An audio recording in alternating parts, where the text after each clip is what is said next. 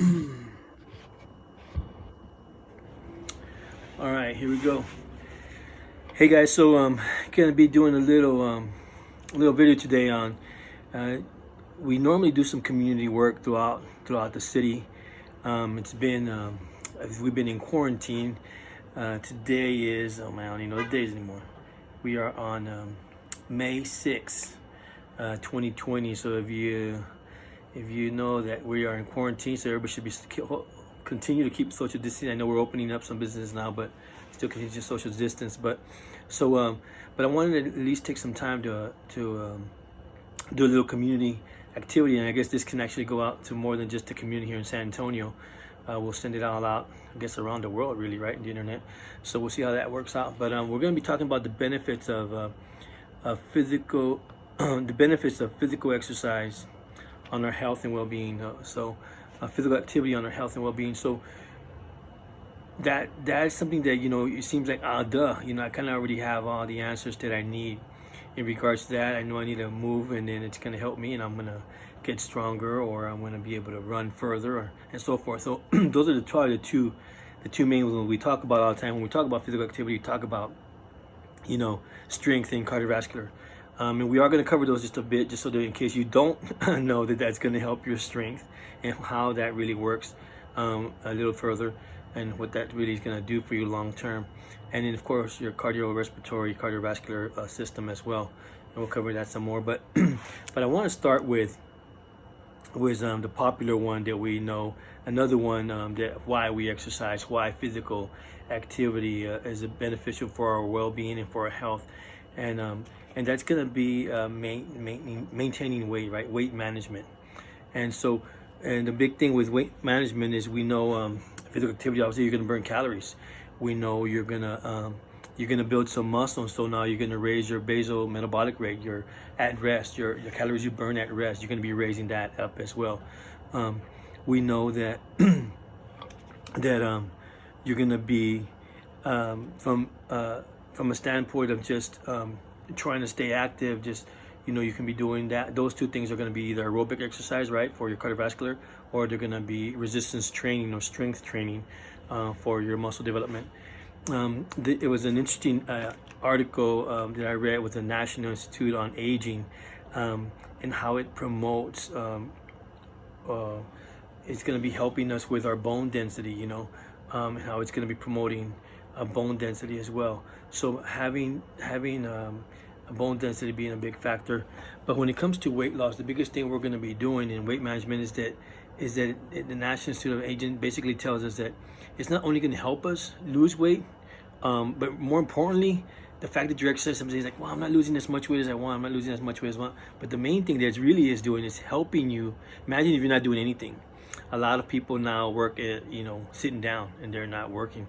They're not on an elliptical all day long. And so you're sitting down all the time. You don't move as much anymore. The jobs just aren't demanding like that. And so what it's going to help you is decrease the chances, the risk of you gaining excess weight. So even if you don't drop a whole lot of weight, let's say you didn't drop 50 pounds, it's definitely going to help you decrease the chances of you having excessive amounts of weight, which obviously has a bunch of bad things that come with that, as we're going to cover here some more today too. So that was real interesting. So the next thing, of course, that was weight management. That's a big benefit, management of our weight, whether it's dropping a lot or just keeping it at bay if I'm getting too crazy. The next one's going to be strength. Just getting stronger, being able to move more, being able to do more things around the yard, being able to play with your kids more, wrestle with your son, whatever, play basketball. Just being stronger altogether is going to help your function throughout your daily tasks throughout. It's going to help you garden or rake the leaves better, or pick up stuff better, things that you need to be doing around the house. That's going to be really cool. In strength, the other thing is, how do we accomplish that? Well, resistance training could be all kinds of things, but you can use things at home. You can just use cans of food. You can use gallons of water. There's a lot of things you could do, but you want to challenge the muscles and the strength side of it to more than what you do on a normal basis. So let's say something simple. We all know a push-up, right? I've never done a push-up. You might say, well, then let's try doing 1, 2, or 3. I can't do one. Well, then let's just start at the top and work our way down, right? Eccentrically. Do something that challenges you to do more than what you normally would do. That's going to start working on your strength.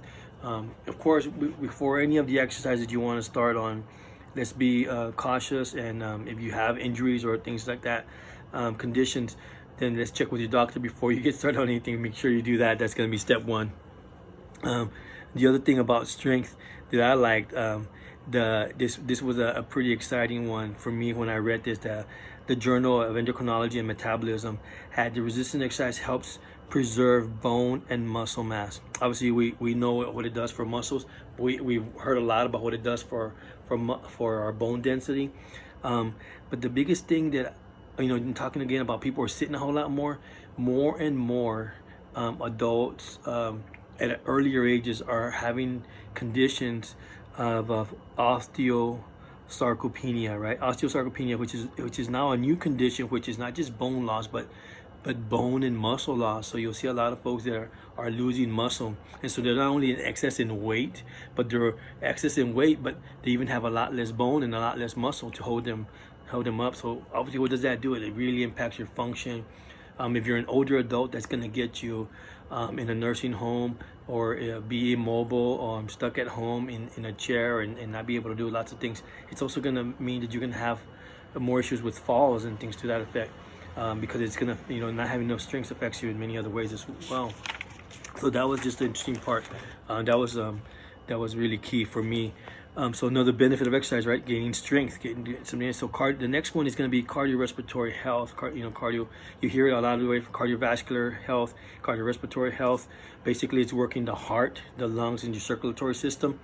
And the cool thing about this, and this is what activities for this is, we normally know it as aerobic activity, right? Hopping on on things like these, like ellipticals, hopping on, going for a jog, jumping rope. Things to that effect. So that's going to be your cardiorespiratory health. The benefits of that you're going to have is obviously the one thing people know with cardiorespiratory health is going to help our lungs, going to help us do more, helps our endurance, right? But the cool thing with that is that it's also going to help you drop body fat. You're burning excess calories. You're moving along. And the biggest thing to me is that cardiorespiratory health and conditioning, all the systems that it affects and the way it has this, for me, when you go running, and how you feel with your lungs and your heart and everything, and just how much better it can do it. Challenges when you're doing that. Like if you've never ran a mile, just getting to where you run 2 laps, which is half of a mile on a track. It can be challenging, but as you start getting better to where you can run that mile, then you start to see the benefits of what that's doing for your heart, for your circulatory system. It's pumping blood to every organ in your body.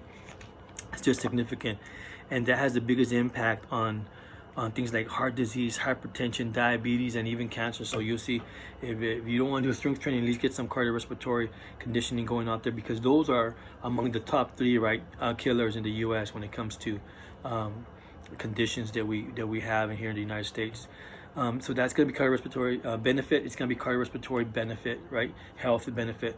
Number 5 is going to be, I kind of tag team it with mobility, flexibility benefit.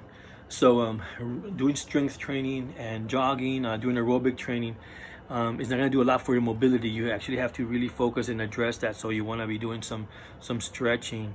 You want, whether it's static stretching, I recommend people doing both. Just static stretching, where you just move over and hold it for a few seconds in that position as you continue to stretch in different planes, in arms or chest, all the different planes and joints in our body. You want to go through that, but you want to cover all the different planes.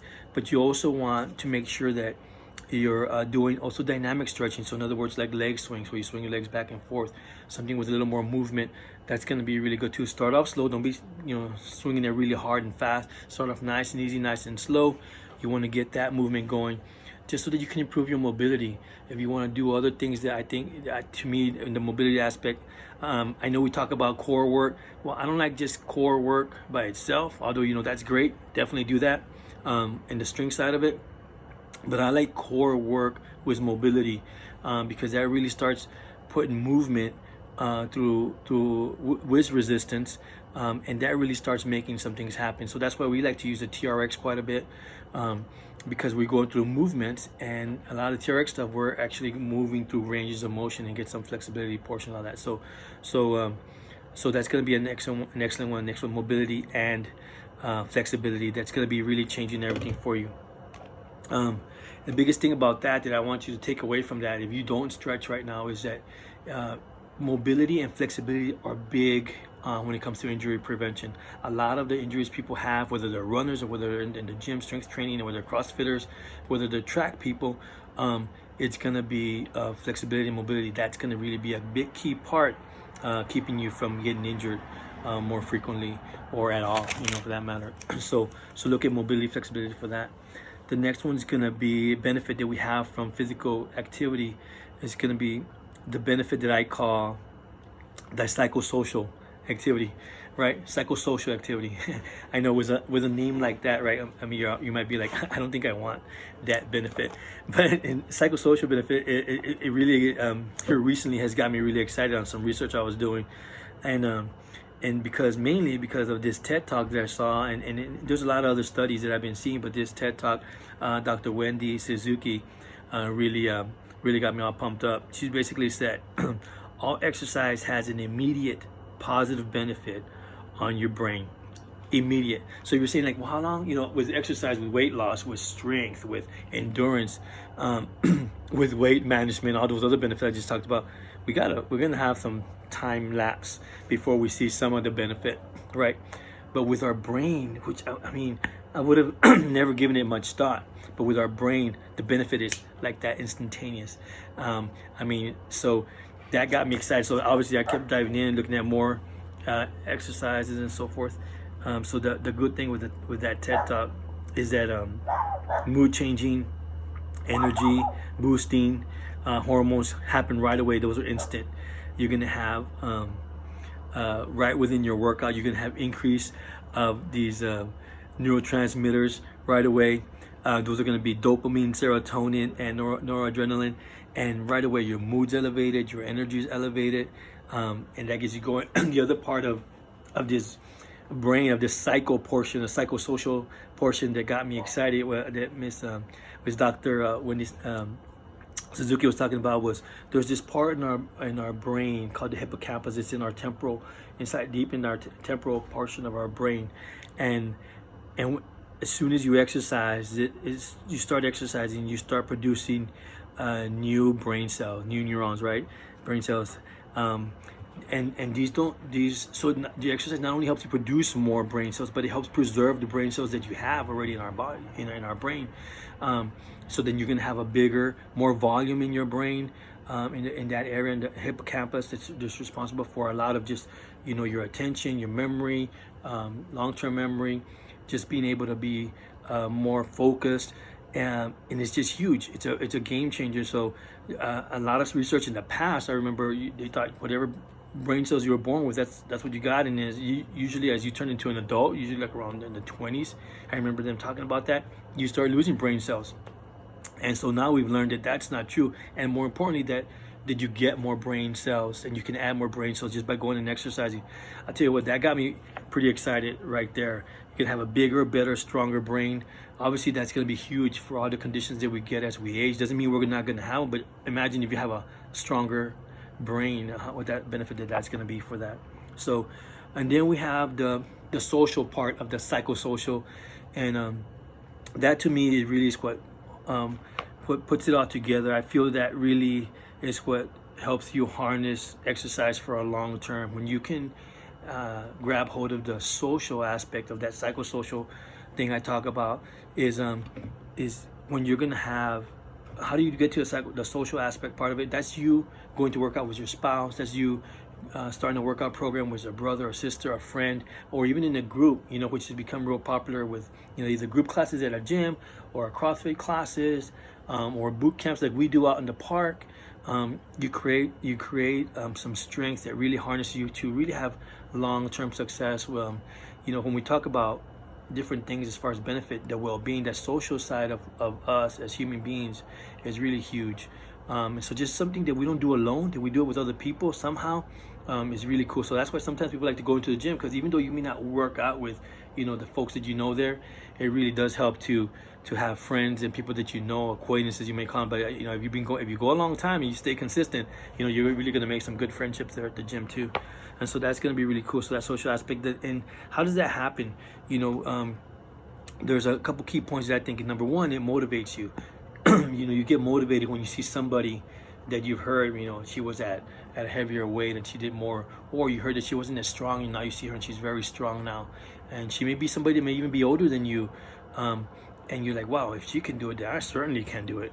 That gets you a little motivated. Or just meeting somebody there, the social aspect of meeting somebody there, meeting their friends, whether you're working out with them or whether you just know you see them all the time. He's always at the treadmill the same time you're there at the treadmill, or whatever. That's going to help you get there. That's another way of that social way. You can harness that power to get there to the gym and not feel alone. Sometimes you can feel alone, but there's a lot of ways to kind of get around that. That motivation you get from that. I'm a personal trainer, so my clients, they get motivated because they're going to meet me there at the gym, right? I'm going to be there to meet them, so they know I'm expecting them, and that they should be there, at certain times in our schedule that we set up. The other thing that I think that's really cool is the belief factor, the believing in yourself to be able to do it. Starting to have some belief about, I can do this. We start learning about stories. You start seeing somebody older. Literally, if you're going to the gym long enough, it doesn't take but a couple months sometimes, and you see other people really advance and moving. Maybe you've been going and you've been kind of really inconsistent, and somebody else has been going and been very consistent. And when you see that gives you some belief of like, whoa, I need to kind of change this up a little bit, and you start getting some insights to how you can kind of make this a little bit better for you. So that's really cool. The other side of the social thing that I think is big is, especially in the group settings, when we run boot camps, is the competition. If you're doing push-ups and we're all on time, so I don't want to ask them to do a certain amount of push-ups. I usually run a boot camp where a lot of our activities are on time, but you see a lady, maybe I'm there, I'm doing a push-up, and I see a gentleman and he's older than me. He may even look more deconditioned than me, right? And he's doing more than me. Well, that competition is going to help me boost that up and get things going. So that's really cool too, to get things moving for you. And that's what the group social aspect does for you. And the other part is when you guys meet together and you notice after a group class, there's all that support. And hey, it was good to see you again. And I saw you weren't here for a while. That accountability, all that support that really comes in. And depending on how often you meet a group or a friend, that can be something that you get. And let me tell you, you're going three times to a gym, you're getting that support from all these people. That's a lot cheaper than mental health, right? And actually you feel good. Like I said, remember those different neurotransmitters you're gonna be getting that are now gonna be more regularly in your stream of your blood system. So that's gonna be fantastic. And then the other one, that thing that we get within our boot camp, is the camaraderie. So just having a team. The biggest thing I can connect that to is like being part of a team, like growing up playing sports, just having that team effect and knowing that they have your back, you both have one common goal, and that everybody's there to help each other out. So if you go to the gym and you're in a group, you're going to see that no matter what, when you're doing your timed run at the end of a boot camp, people are going to be cheering you on and wanting you to do well and come around and have success. So those are going to be great. So I think to me, those are some of the benefits that you get from physical activity. And so I hope that you got a little more out of it than just it's going to help my health a little bit and I'm going to feel better, I might lose some weight. I hope you got a little bit more today from what we talked about than just I'm going to get a little weight. Just the brain thing alone, the psychosocial, to me, that's become pretty huge. I hope I shed some new light on the benefits of exercise for you. We have so much to gain from getting out and moving. So let's do a little bit more of that and get out and move. All right, and I'll see you out there at the gym, or I'll see you out there at the boot camp. All right, have a great night. Bye-bye.